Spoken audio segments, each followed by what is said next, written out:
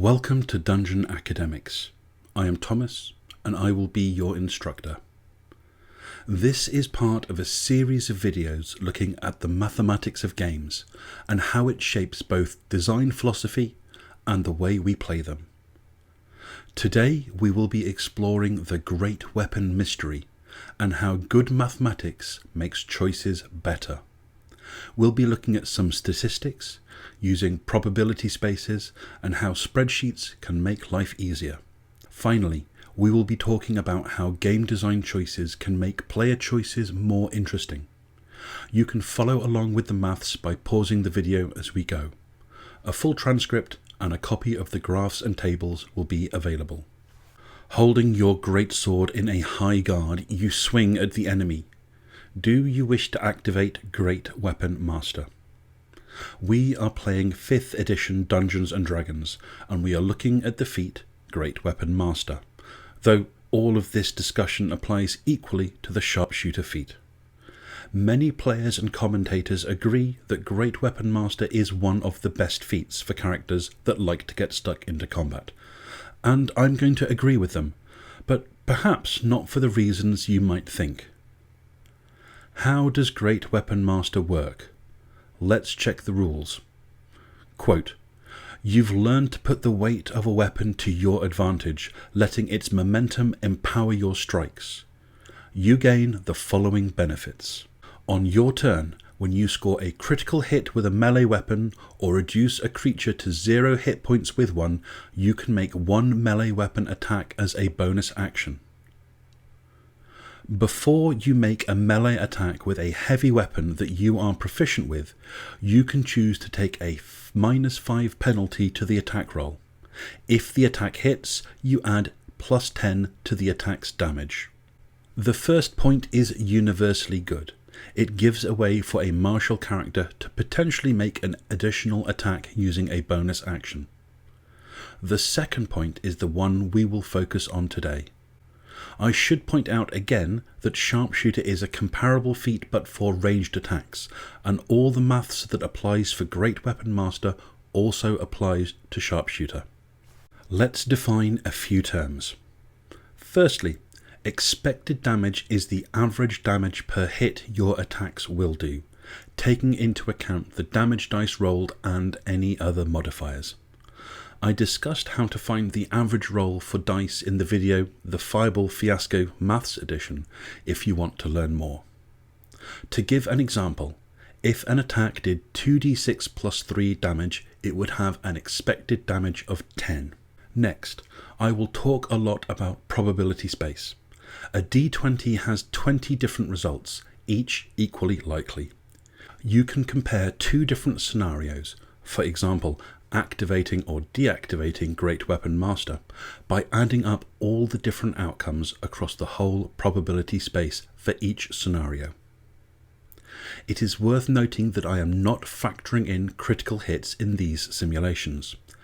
This is because a critical hit will add the same damage irrespective of Great Weapon Master, and thus the bonus will be the same for both probability spaces equally, and I am focusing on the differences between the probability spaces. Finally, hit number.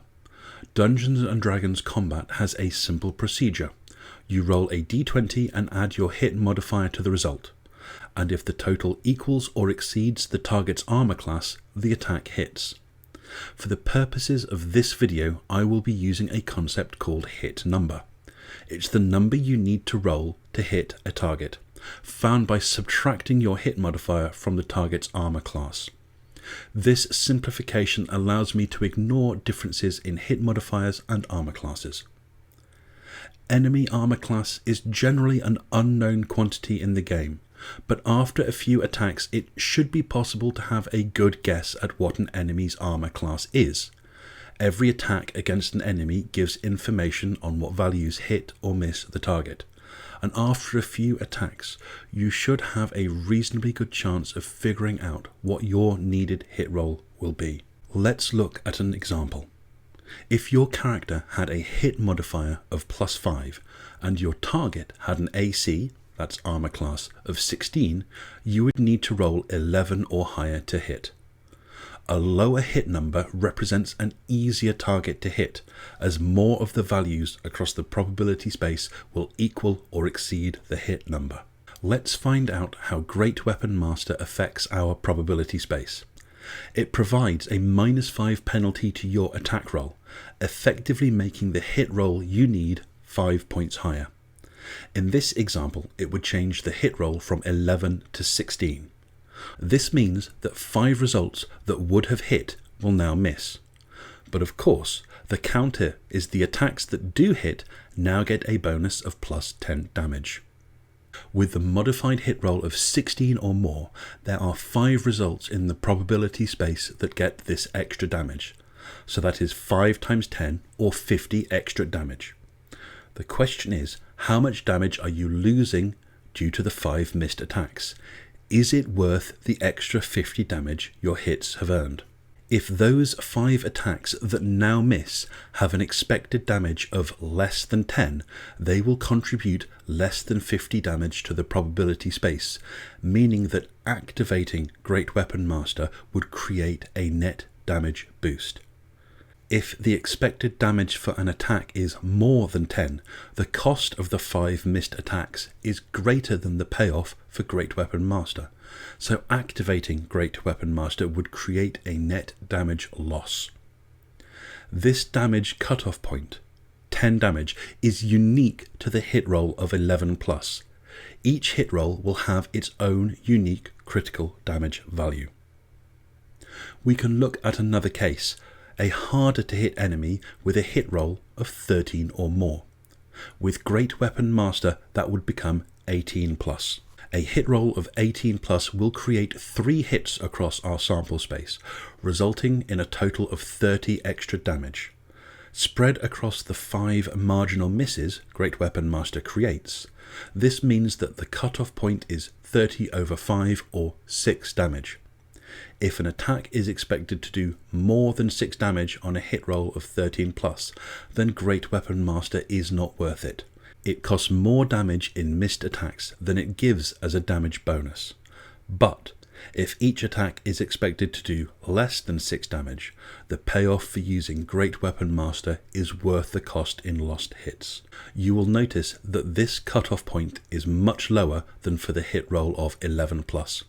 The higher the hit roll needed, the fewer hits there are to get that bonus 10 damage, but it still costs 5 misses to get that bonus. On the other hand, if you have a really low hit number, then more attacks will still land, even after the 5-point hit penalty, leading to a larger damage bonus to offset the 5 misses. Finding this tipping point for each hit roll would let a player know when it is beneficial to activate Great Weapon Master. There is an additional consideration to make. Attacks always hit on a natural roll of 20, so any hit roll over 20 should be reduced to 20. A natural 20 also causes additional damage dice to be rolled, but these occur irrespective of Great Weapon Master, so we can ignore that effect today. Consider a hit roll of 17+. Activating Great Weapon Master would change that to 22+, but as I have explained, it simply becomes 20. This means that only one attack would land across our probability space for +10 damage in total, and it only costs 3 lost hits, the results of 17, 18 and 19, which now miss. This means the cutoff damage is 10 over 3 or 3.3. I have created a table that shows the results for all hit rolls from 2 to 20. Note that a roll of natural 1 is always a miss. Let's look at one column, a hit roll of 7+, to see what is going on. First, we have the base hit roll, 7 or more. Then the hit roll with Great Weapon Master activated, which is 5 higher at 12. A hit roll of 7 would normally get 14 hits across our probability space, whereas a hit roll of 12 gets only 9 hits. This means that Great Weapon Master costs 5 hits to activate. The 9 hits with Great Weapon Master earn a bonus damage of 90 points. Spread across the 5 misses, this gives a critical damage value of 18. If you are attacking an enemy and you know the hit roll needed is 7 or more, if your attack is expected to do more than 18 damage, then it is not worth using Great Weapon Master. But if your expected damage is less than 18, then Great Weapon Master should increase the expected damage. We can call this critical value of damage the parity value. The amount we're using Great Weapon Master doesn't change the expected damage for the attack. It's good to note that 20 has an unusual result. If your hit roll is 20, then adding further hit penalties doesn't change the required hit roll. As a result, there are no misses due to Great Weapon Master, and the extra 10 points of damage is essentially free. How did I create this table? Let's have a look under the covers. The first formula finds out what the hit roll with Great Weapon Master activated would be. The if statement checks to see if a result over 20 is generated. If so, it sets the new hit roll to 20, else it is simply 5 more than the basic hit roll. The number of hits, regular and with Great Weapon Master, is always 21 minus the relevant hit roll, and the difference between these two values is the cost in hits for activating Great Weapon Master. We find the additional damage from Great Weapon Master by multiplying the number of hits by 10, and we find the break-even or parity value by dividing the bonus damage by the number of misses due to Great Weapon Master. Note, there is a final if statement to avoid divide by 0 errors, so if activating Great Weapon Master would not reduce the number of expected hits, a parity of not applicable is returned, and the parity damage value. Remember, if your expected damage exceeds this parity value, then you should not use Great Weapon Master. Let's look at a couple of realistic scenarios. Consider a glaive, a D10 damage weapon with a +3 damage modifier. The expected damage for this attack would be 8.5. We can find this value, or close to it, on the table. A hit roll of 12 has a parity value of 8, which is less than your expected damage, so using Great Weapon Master is not recommended. On the other hand, a hit roll of 11 plus has a parity value of 10, more than your expected damage, so you would be better off using Great Weapon Master. I've highlighted in green the hit rolls where Great Weapon Master exceeds the parity value and is thus worth using. It's worth noting that with a hit roll of 19 or 20, it is also worth using Great Weapon Master, due to the hit penalty not having much of an effect. As our second example, consider a Flame Tongue Greatsword with +5 damage from strength. This has an expected damage of 19. The higher expected damage means that fewer rolls in the probability space exceed the expected damage. It is only worth using Great Weapon Master if your hit roll is 6 or lower, or only a 20. Weapons that do more damage get less benefit from Great Weapon Master, as there are fewer circumstances in which it is beneficial to use it. The cost of 5 missed attacks is much larger, but the bonus on those attacks that still hit remains the same, changing the balance for when it is worth using. Let's make this a little more complex. How does advantage change this? You may already have an intuitive feeling that advantage makes Great Weapon Master better. We can prove this rigorously with mathematics. How does advantage change our probability space? Instead of dealing with a line of 20 results in our probability space, we now deal with a square of 400, with one side representing the rolls on the first dice and the other representing the rolls on the second dice. As you use the higher roll to determine if the attack hits, an attack misses only if both rolls fail to meet the hit roll. Looking at our probability space diagram, you can see that an attack that may only hit about half the time on a single d20 will now hit most of the time with advantage. More specifically, an attack with a hit roll of 12 plus would normally hit on 9 out of 20 rolls, or 45% of the time, and miss on 11 out of 20 rolls, or 55% of the time. With advantage, our probability space becomes a 20 by 20 square, so 400 options in size. The square representing misses is 11 by 11 results in size, so 121 events. This means that the attack misses 121 out of 400 times, or around 30% of the time, and thus hits 279 times out of 400, or around 70%. It is easier to think of the number of hits as the area of the probability space minus the number of misses. Great Weapon Master creates an interesting effect with advantage. Instead of a static number of misses, 5, it creates a belt in the probability space, separating the original misses from the new hits. The mathematics behind it is not too complicated. Consider the hit roll changing from 12 to 17. There used to be 11 squared misses, or 121, but now there are 16 squared misses, or 256. Activating Great Weapon Master costs 256 minus 121, or 135 new misses, against a total of 400 minus 256, or 144 hits.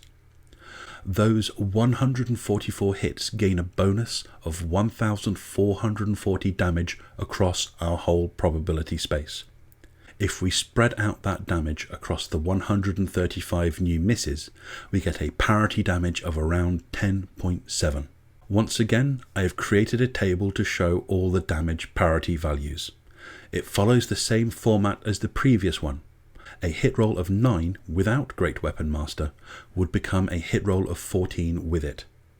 Across the new probability space of 400 outcomes, there would be 336 hits without Great Weapon Master and only 231 with it, meaning that Great Weapon Master costs 105 hits.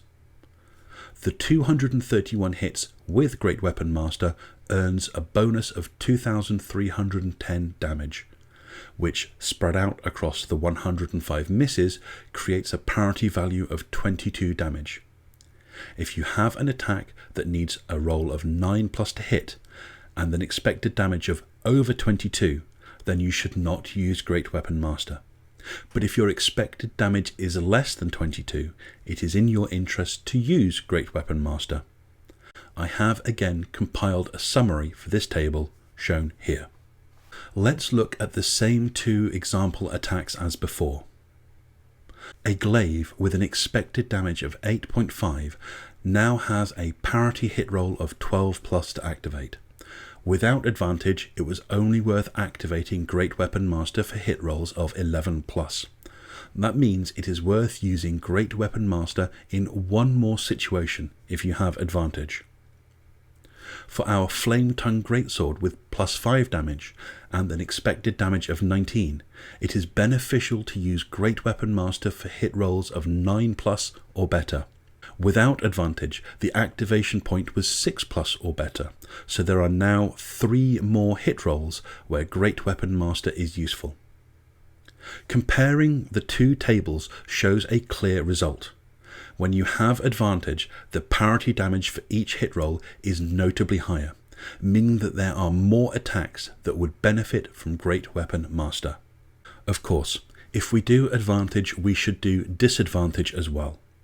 If we intuitively knew that advantage makes Great Weapon Master better, we can assume that disadvantage makes it worse. Consider the new probability space diagrams. As we now use 2 dice and pick the lower value, then an attack will hit only if both rolls on the d20 come up as a hit. A hit roll of 12 plus will normally land 9 out of 20 attacks, but with disadvantage this now becomes 9 squared or 81 out of 400. Activating Great Weapon Master changes the hit roll to 17 or more, meaning only 4 values hit. This now leads to only 4 squared or 16 hits out of 400, a loss of 65 hits. These hits net a bonus damage of 160 points, and spread across 65 misses, we have a damage parity value of around 2.5. Most attacks have an expected damage value over 2.5, So in these circumstances it is not worth activating Great Weapon Master. Once again I have made a table to show how I made the results. I will skip the explanation as it follows the same pattern as the two previous tables. Using our two baseline weapons again, we find that for the glaive, Great Weapon Master is only useful if the attack roll is 5+ or better, or a natural 20. This is a very low result and occurs very infrequently, meaning it is rarely worth activating Great Weapon Master for this weapon if you have disadvantage. For the Flame Tongue Greatsword, the situation is even more dire.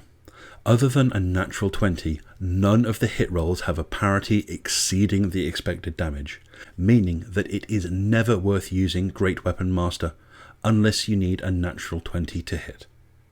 Comparing regular attacks to those with advantage and disadvantage, we can see that having advantage lowers the parity damage values, making Great Weapon Master useful in more circumstances, whereas disadvantage increases the parity values, making Great Weapon Master useful in fewer cases.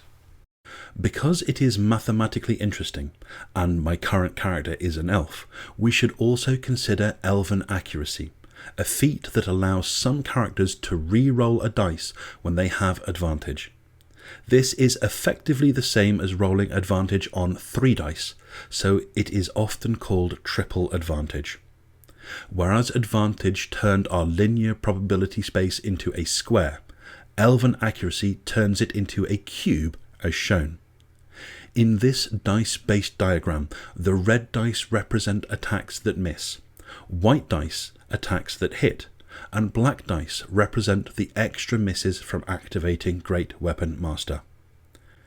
A hit roll of 8+ would therefore have 7 cubed or 343 misses out of a probability space of 20 cubed, which is 8,000 events. With Great Weapon Master turning the hit roll to 13+, this means there are now 12 cubed or 1,728 misses out of the 8,000 options.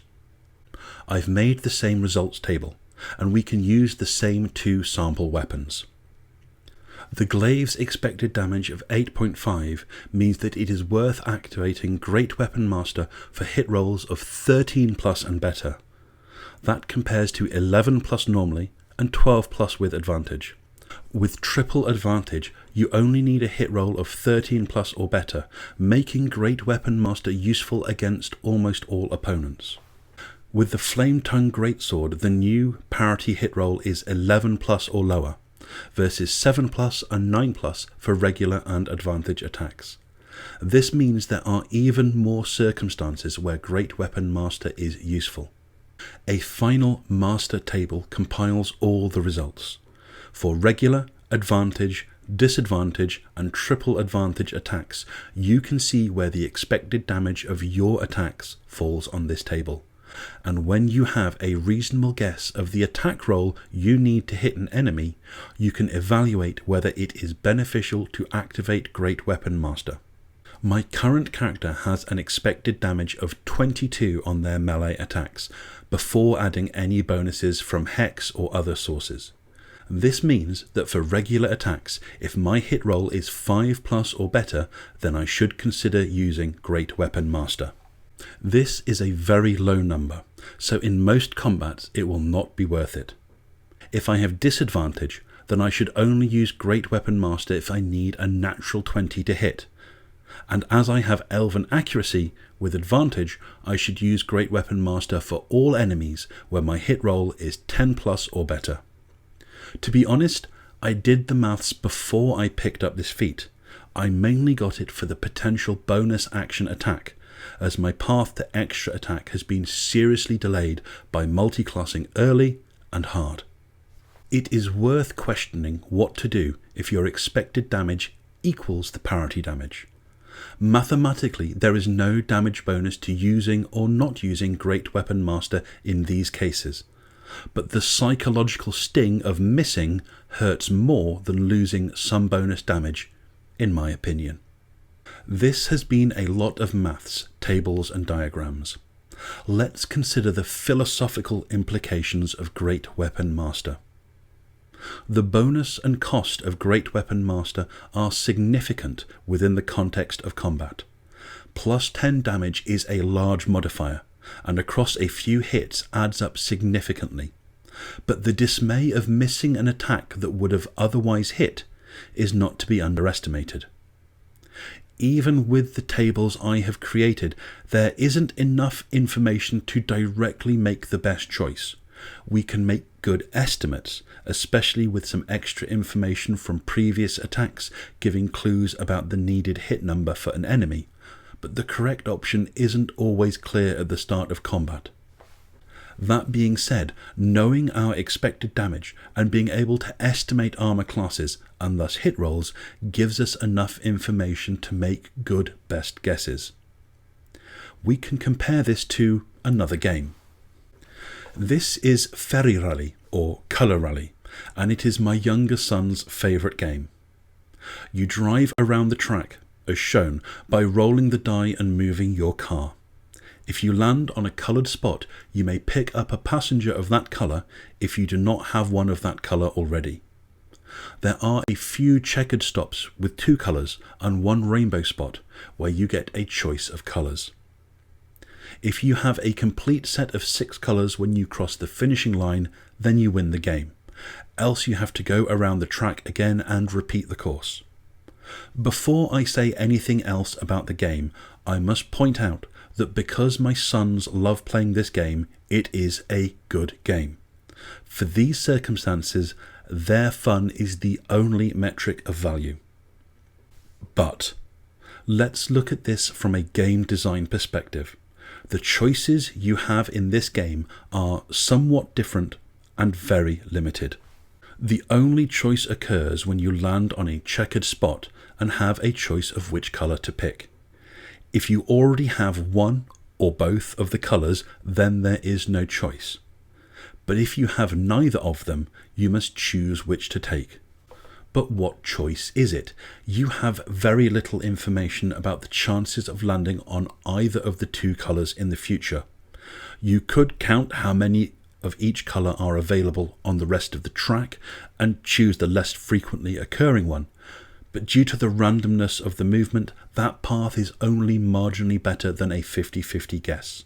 Realistically, you cannot make an informed choice.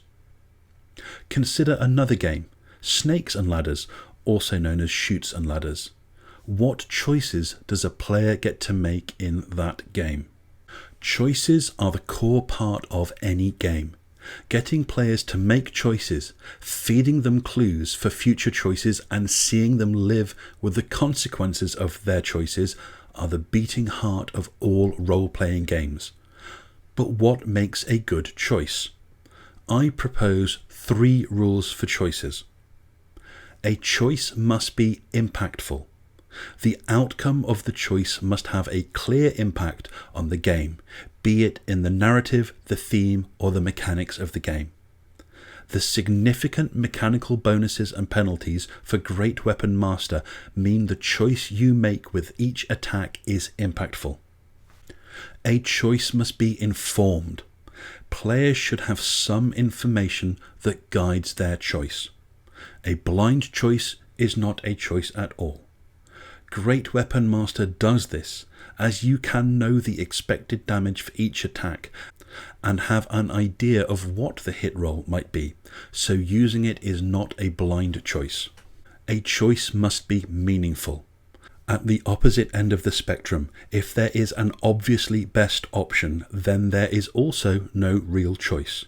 No one would choose anything else except under specific circumstances.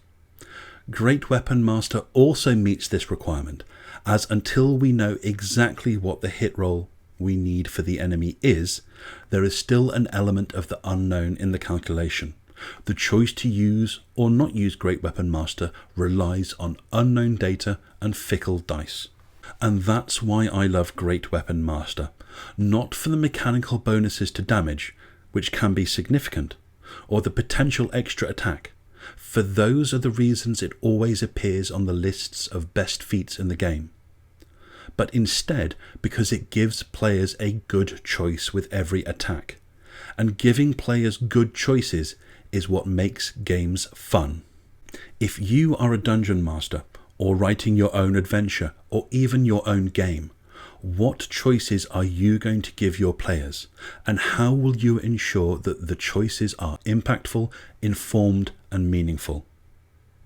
Impactful. Never give your players a choice unless each option will somehow change the outcome of an encounter or story. Informed. Ensure you are given the players some clues about the ramifications of each option. If the players choose to act on these clues, or even remember them at all, is on them. Meaningful. Make sure no choice has an obvious best option. This can partially be managed by not making the clues too obvious, but also by balancing the costs and rewards for each option. Sweetening poor options can bring them back into viability. One of the weak points for Dungeons & Dragons, in my opinion, is the limited number of choices that martial characters get to make in combat encounters. When combat is simply moving to a target, rolling a few attacks and applying some damage, there are very few choices players get to make, which limits the engagement and fun for the player. There are character choices that can increase your options, things like Battlemaster maneuvers and swords barred blade flourishes. These massively increase the number of things you can do with each action, with each attack, and add an abundance of in-game choice for the player. This welcome multitude of choices adds depth to gameplay, and is the standard I hope all game designers will aim for. When I write adventures or work on a possible future game, I will strive to maximize the in-game choices players can make, and ensure that all choices are impactful, informed, and meaningful. I'd love to hear good examples of in-game mechanics from any roleplay game that you feel meet these 3 criteria. Let me know in the comments section which mechanics choices you enjoy the most. Any other questions about this topic can be put there as well. That concludes this lesson, and as always, enjoy your next game, whatever it may be.